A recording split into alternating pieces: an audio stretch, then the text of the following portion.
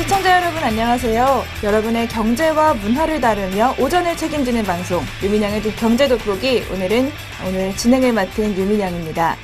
살다 보면 하기 싫지만 꼭 해야 하는 일 항상 있습니다. 그런데 그것을 꼭 참고 하다 보면은요, 어느새 내 인생의 자산이 되는 경험 한 번쯤은 해보셨을 겁니다. 하기 싫고 힘들지만 다 하고 나면 뿌듯한 일들, 세월이 쌓이고 나면 내 인생의 큰 자산이 되곤 하는데요. 지금 힘겹게 보내는 시간들이 언젠가는 내 인생을 반짝반짝 빛내줄 그런 재료들이 되기를 바라봅니다. 2월 9일 월요일입니다. 유민양의 경제 돋보기 지금 시작합니다.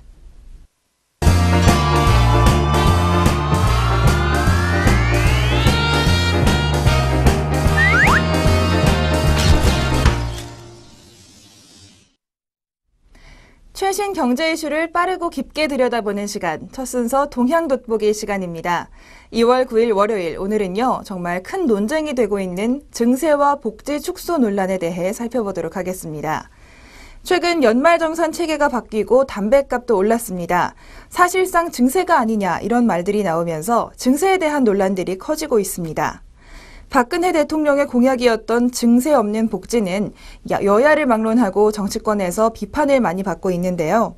보편적 복지를 좀 줄여서 세원을 아낄 것이냐, 혹은 세금을 더 거둘 것이냐, 양쪽을 두고 논란이 가열되고 있습니다. 복지를 줄이는 것, 그리고 또 증세를 하는 것, 사실 국민들의 반발은 불가피합니다. 하지만 어느 쪽을 선택해야만 하는 상황인데요.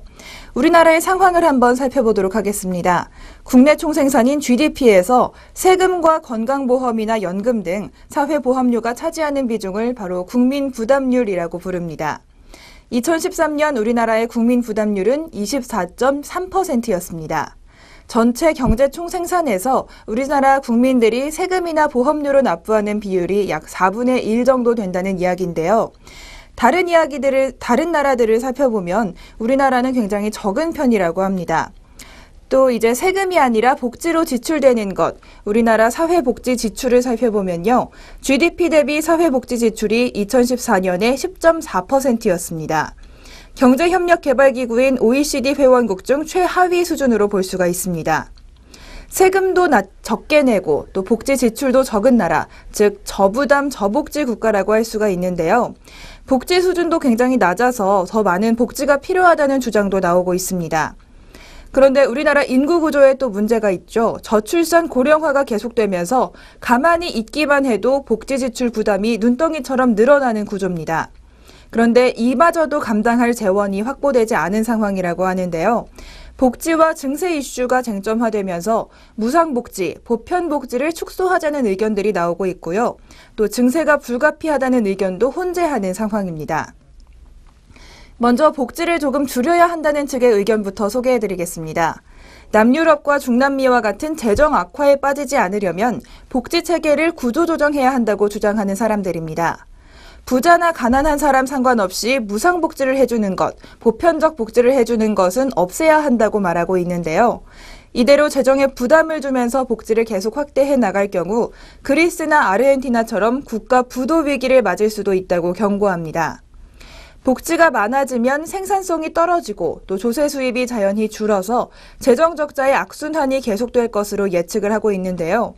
결국 보편적 복지를 축소하고 각각에게 맞는 맞춤형, 선택형 복지로 나아가야 한다는 주장입니다. 반면 반대의 주장도 있습니다. 복지가 아직도 적은 상황이다, 더 늘려야 한다는 주장인데요. 복지를 늘리기 위해서 증세가 불가피하다는 의견입니다. 우리나라는 지금 저부담 저복지 국가로 분류되고 있습니다. 세금이나 보험료를 적게 내고 또 대신 국가로부터 받는 복지 혜택도 적다는 것입니다. 복지 수준을 높이기 위해서 증세를 해야 한다는 의견인데 세금을 올리지 않는 경우에는 일본처럼 국채 발행으로 재정을 메워야 합니다. 결국 현 세대가 낼 세금을 국채를 통해서 미래 세대에게 떠넘기는 꼴이죠. 보편적 복지를 위해서는 이런 국채 발행이나 꼼수를 쓰지 않고 보편적인 증세를 해야 한다는 입장도 있습니다. 복지를 줄여야 한다는 입장에 대해서는 실현 가능성이 낮다는 반론입니다. 국민에게 이미 주었던 혜택을 다시 빼앗는 것은 현실적으로 굉장히 어려운 일이고요. 또 바람직하지도 않다는 말입니다. 정책 일관성을 해치게 되고 복지를 한다고 했다가 하지 않는다고 철회한다면 정부도 신뢰를 잃게 될 거라는 주장입니다. 복지를 늘리고 증세를 할 경우 경제 성장 동력이 떨어진다는 주장에도 이견이 있습니다. 복지 지출을 어떻게 하느냐에 대한 문제인 것이죠. 복지 지출 방법에 따라서 경제 성장 동력은 얼마든지 지킬 수 있다는 말입니다. 지금 저부담 저복지의 우리나라 현실에서 중부담 중복지의 복지국가로 조금씩 나아가야 한다는 의견이 많습니다. OECD 국가들과 비교해서 선진국 수준으로 복지 수준을 끌어올리기에는 재원이 없어서 아직은 힘듭니다. 단계적으로 복지 지출을 조금씩 늘려나가야 한다는 주장인데요. 복지 체계와 조세 체계, 양쪽 모두 투명성 강화가 선결 과제입니다.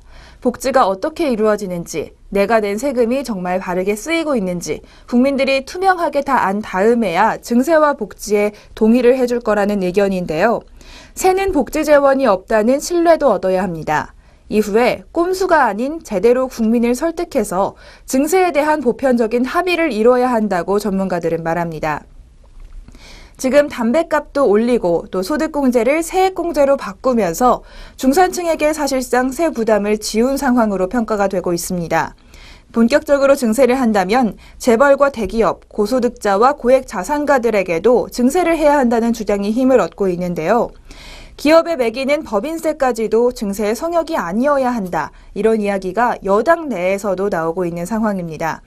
앞으로 증세와 복지를 둘러싼 논쟁, 정치권의 상황을 조금 더 관심 깊게 지켜봐야 할 것 같습니다.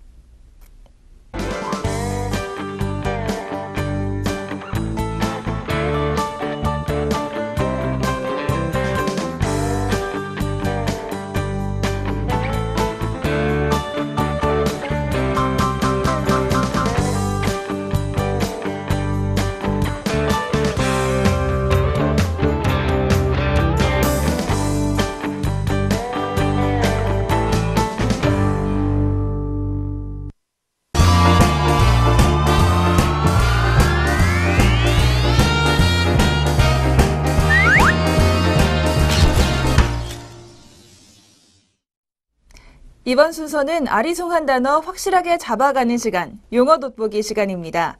2월 9일 오늘은 디플레이션에 대해서 살펴보겠습니다. 사실 디플레이션, 이 용어를 모르시는 분들은 많지 않을 것 같습니다. 인플레이션의 반대말이죠. 결국 물가가 떨어지고 성장이 더뎌지는 현상을 디플레이션이라고 부릅니다. 사실 물가가 떨어지면 서민들의 삶은 나아지지 않을까 이런 생각도 들지만요. 문제가 있다고 합니다. 디플레이션의 D를 따서 D의 공포라고 불리기까지 하는 디플레이션에 대한 우려, 지금 세계적으로 확산된 상황이라고 하는데요. 디플레이션이 지금 전 세계적으로 어떤 상황인지 자세히 살펴보겠습니다. 일단 유로존입니다. 유로존의 지난달 물가 상승률은 마이너스 0.6%였습니다. 바로 전달에는 마이너스 0.2%를 기록했는데요. 작년 12월과 올해 1월에 2달 연속 마이너스 성장을 기록하면서 이례적인 상황에 처해 있습니다. 유럽중앙은행 ECB가 3월부터는 월 60억 유로를 푼다고 했지만 이 정도로 물가를 다시 올리기에는 역부족이라는 평가가 나오고 있는데요. 주요국 중 성장 동력이 가장 많이 남아있는 중국의 상황도 심상치 않다고 합니다. 지난해 12월 물가 상승률이 1.5%였습니다. 넉 달째 1%대를 기록하면서 이례적으로 낮은 상황을 보여주고 있는데요. 각국의 상황을 전체적으로 따져보면 물가 상승률이 1%보다 낮으면서 디플레이션이라고 평가되는 나라, 선진국 33개국 중 27개국이라고 합니다. 비율로는 무려 82%에 해당되는 상황인데요. 전 세계적으로 이렇게 많은 국가들이 디플레이션에 처해 있는 것, 역사적으로 특이한 상황으로 볼 수가 있습니다. 선진국들이 저물가 상황에 직면해 있다, 이런 평가가 나오고 있습니다. 특히 유럽의 상황이 심각합니다. 유럽중앙은행이 월 600억 유로의 양적 완화 정책을 내놨을 만큼 유럽의 상황이 참 심각하다는 평가입니다. 양적 완화는 긴급 처방전으로 평가가 되고 있는데요. 유럽 지역 31개국 중 물가 상승률이 마이너스인 나라가 18개국이나 됩니다. 유럽 중에서 경제 사정이 가장 좋다는 독일에도 D의 공포, 즉 디플레이션의 공포가 찾아왔다고 합니다. 2009년 이후 처음으로 독일의 물가 상승률이 마이너스를 기록했는데요. 바로 지난달의 이야기입니다. 올 1월에 소비자 물가가 지난해보다 0.5% 하락했습니다. 유로존 최대 경제국인 독일마저 물가 하락의 늪에 빠지면서 유로존의 디플레이션 국면도 장기화 가능성이 점쳐지고 있습니다. 오랜 기간 디플레이션을 겪은 일본도 마찬가지 상황인데요. 지난해 일본의 12월 소비자 물가는 전년 대비 2.5% 올랐습니다. 조금 수치가 높다 이렇게 생각하실 수도 있지만요. 지난해 4월 소비세율을 5%에서 8%로 올린 점을 감안해야 합니다. 세금이 3%포인트 올랐는데 물가가 2.5% 올랐다면 물가 상승률은 거의 미미하다고 봐야 하겠죠. 통계적으로 소비세율 인상 효과가 사라지는 올 4월에는 물가 상승률이 0에 근접할 가능성도 크다고 보여지고 있습니다. 그렇다면 상대적으로 상황이 조금 나았던 것으로 평가되는 미국의 상황은 어떨까요? 미국의 연방준비제도의 물가지표인 개인소비지출지수가 지난해 12월 전년 대비 0.8% 상승하는 데 그쳤습니다. 2009년 이후 가장 낮은 상승률인데요. 최근 이렇게 각국에서 물가가 하락하거나 정체돼 있는 이유, 바로 1차적으로는 글로벌 원자재 가격의 약세 때문이라고 합니다. 최근 50달러 선에서 움직이고 있는 유가의 하락이 가장 큰 이유라고 볼 수가 있는데요. 지난해 6월 100달러가 넘었던 것과 비교하자면 약 반년 만에 유가가 반토막이 난 것이죠. 이런 디플레이션이 경제에 끼치는 악영향들 살펴보겠습니다. 소비자 입장에서는 물건값이 계속 떨어지면 좋은 점도 있겠지만요. 조금 더 기다리면 조금 더 물가가 떨어지지 않을까 이런 기대 때문에 소비를 미룬다고 합니다. 결국 기업은 투자 계획을 접고 신규 고용을 하지 않게 되겠죠. 근로자의 월급은 오르지가 않고 또 빚이 있는 사람들의 부채 부담이 커져서 더욱 힘든 상황에 직면하게 됩니다. 금융회사의 부실 원인이 되고요. 성장세가 저하되면서 물가는 계속해서 하락하는 악순환을 보여줄 수 있습니다. 이런 악순환에 빠지면 굉장히 빠져나오기가 어렵다고 합니다. 일본의 잃어버린 20년, 무려 20년 동안이나 불황이 지속된 것이 대표적인 예라고 볼 수 있겠죠. 각국 통화당국은 디플레이션을 막기 위해서 환율 전쟁을 벌이고 있습니다. 자국의 통화 가치를 끌어내려서 물가 상승을 부추기려는 건데요. 유럽중앙은행은 아시다시피 지난달 양적 완화를 발표했고요. 호주 중앙은행은 지난 3일 기준금리를 사상 최저 수준까지 내렸습니다. 스위스와 덴마크, 캐나다, 인도네시아, 그리고 지난주에는 중국까지 금리를 내렸습니다. 일본 역시도 아베노믹스에 이어서 추가 경기 부양 카드를 꺼낼 가능성이 높게 점쳐지고 있는 상황입니다. 세계적으로 퍼지고 있는 디플레이션 우려, 우리나라도 이런 상황에 처하지 않도록 선제적인 대응이 필요할 텐데요. 정책이 세심하게 필요하다는 의견이 나오고 있습니다. 경제를 조금 더 활성화시킬 수 있는 구체적인 정책을 기대해 봅니다.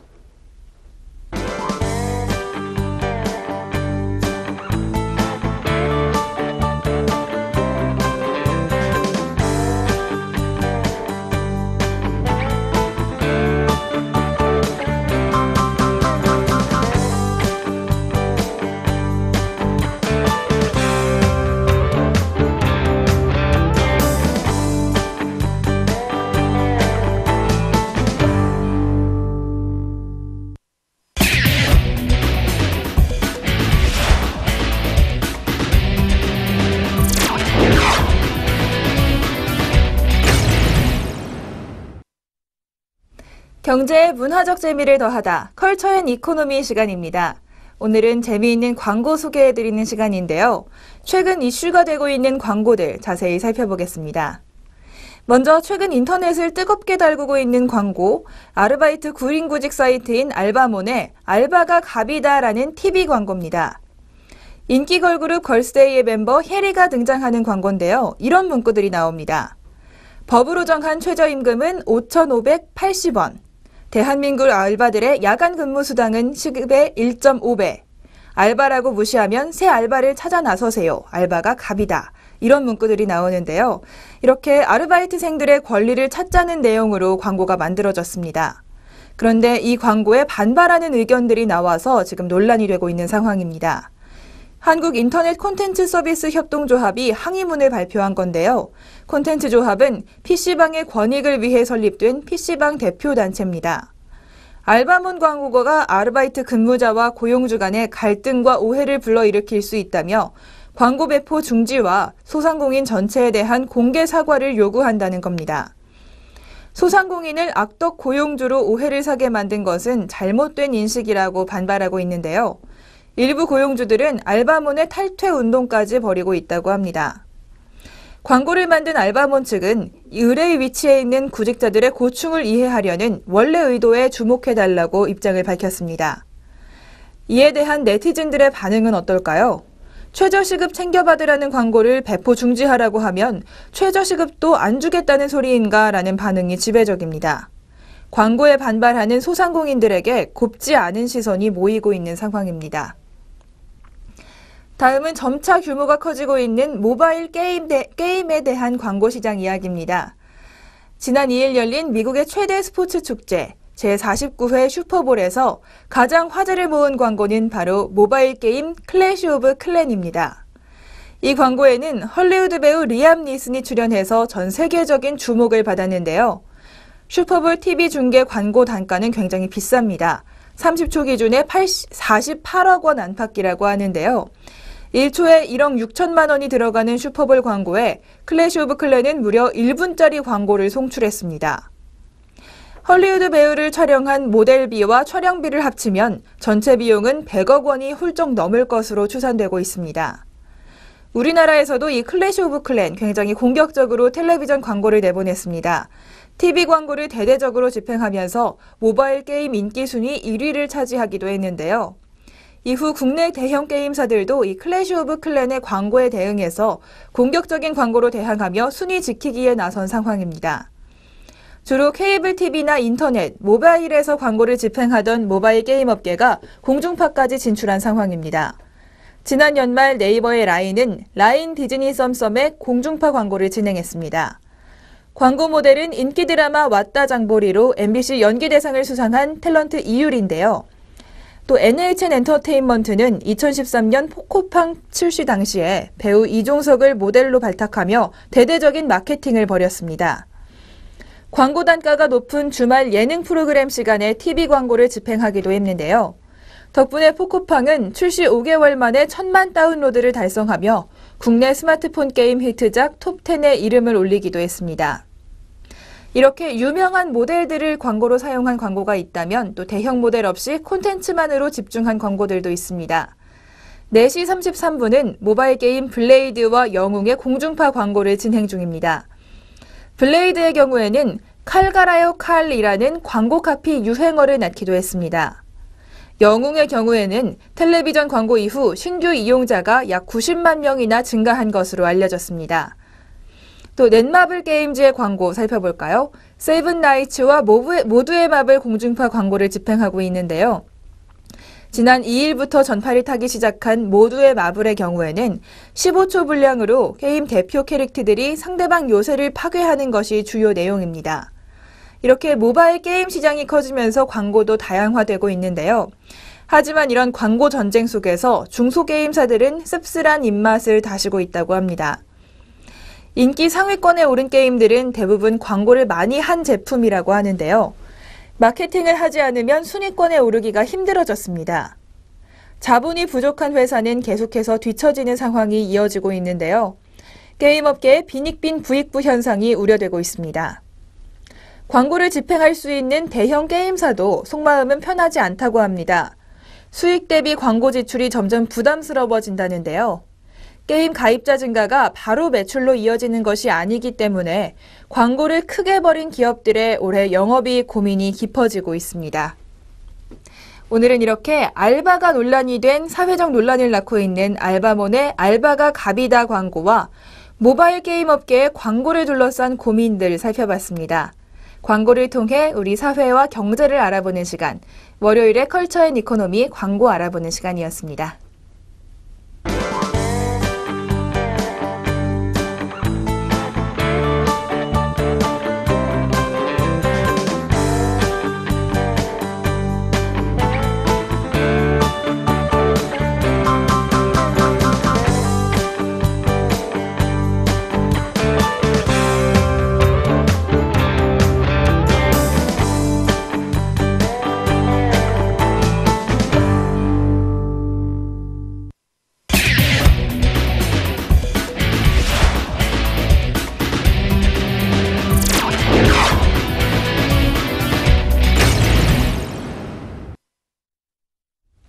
경제 돋보기, 이번 시간은 주목할 만한 주식 자세히 살펴보는 주식 한마디 시간입니다.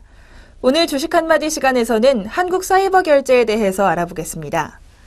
먼저 한국사이버결제, 온라인 전자결제 대행과 벤 사업을 영위 중입니다.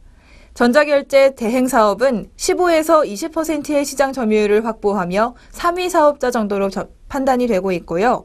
벤 사업의 경우에는 온라인의 경우에는 40% 시장 점유율 확보하며 독보적 1위를 달리고 있습니다. 오프라인에서는 시장 점유율 6, 7% 수준이라고 합니다. 한국사이버결제의 사업부별 매출액 비중을 알아보면요. 전자결제 대행 사업과 벤 사업이 7대3 정도로 판단됩니다. 최근 다음 카카오가 시작한 뱅크월렛 카카오, 편리해서 많은 사람들이 이용하고 있다는데요. 바로 이 뱅크월렛 카카오에 한국사이버결제가 참여하고 있습니다. 한국사이버결제와 다나리 공동으로 직불결제 전자결제 대행 서비스인 네이버페이의 전자결제 대행 서비스도 제공할 것으로 예상되는데요. 국내 유력 결제 플랫폼 사업자와 대부분 제휴할 것으로 예상되고 있습니다. 간편결제 시장의 급격한 성장이 예상되는 상황에서 유력 사업자와 제휴하고 수수료 수익을 얻을 수 있는 한국사이버결제의 수혜가 예상되고 있습니다. NHN엔터테인먼트는 특히 작년 11월에 이 한국사이버결제의 최대 주주로 등극했습니다. 이 연결고리 덕에 NHN엔터테인먼트의 간편결제 서비스와 한국사이버결제가 제휴한 상황인데요. NHN엔터테인먼트가 한국사이버결제 유상증자에 참여하면서 한국사이버결제에 또 돈이 많이 들어왔습니다. 382억 원이 지금 자금으로 쌓여 있는데요. 바로 이 자금은 공격적인 사업 확장의 기반으로 쓰일 예정이라고 합니다. 또 모 회사인 NHN엔터테인먼트가 자체적으로 간편결제 시장에 1,500억 원을 투자한다고 밝혔습니다. 모 회사인 NHN엔터테인먼트의 간편결제 사업 확대가 한국사이버결제의 점유율 상승으로 이어질 수 있습니다. 한국사이버결제는 전자결제 대행업체 중 유일하게 벤 사업을 함께 영위하고 있는데요. 간편결제 서비스는 초기 시장에서 가맹점 확보가 가장 중요합니다. 한국사이버결제가 보유한 온오프라인 가맹점은 NHN엔터테인먼트 간편결제 서비스의 교두보가 될 것으로 판단이 되고 있습니다. 또 NHN엔터테인먼트 외에 다른 플랫폼 사업자와 제휴할 때도 한국사이버결제의 많은 가맹점 수가 유리한 조건으로 작용할 수 있습니다.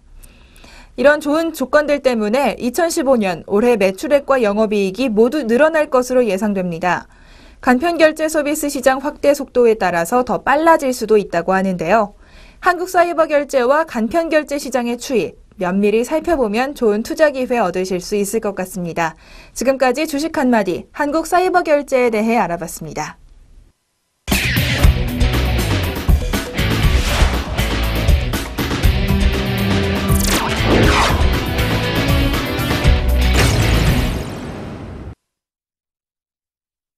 경제적으로 사느라 지친 삶 가운데 쉼표가 되는 시간, 3분 문학 충전 시간입니다.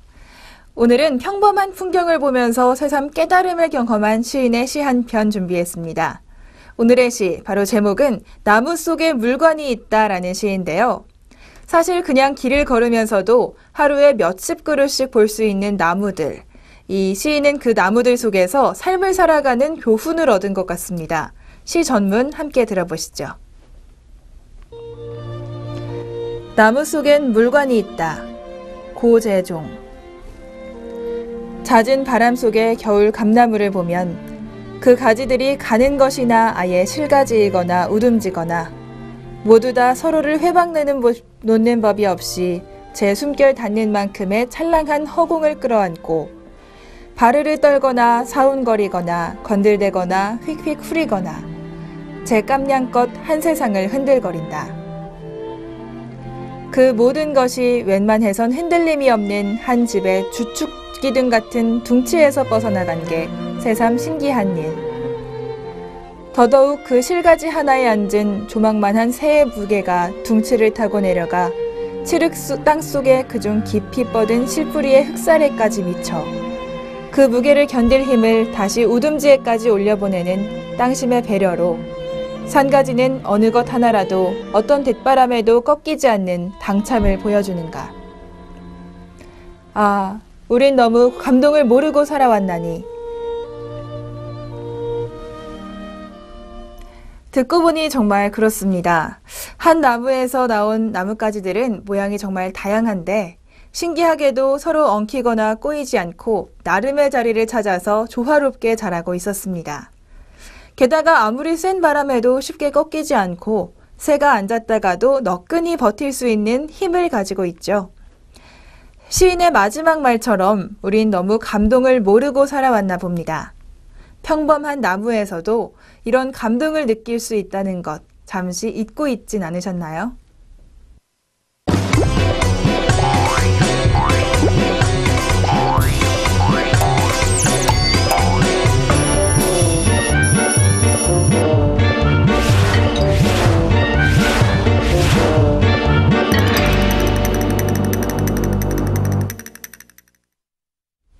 어쩌면 우리도 나뭇가지처럼 살고 있는지 모릅니다.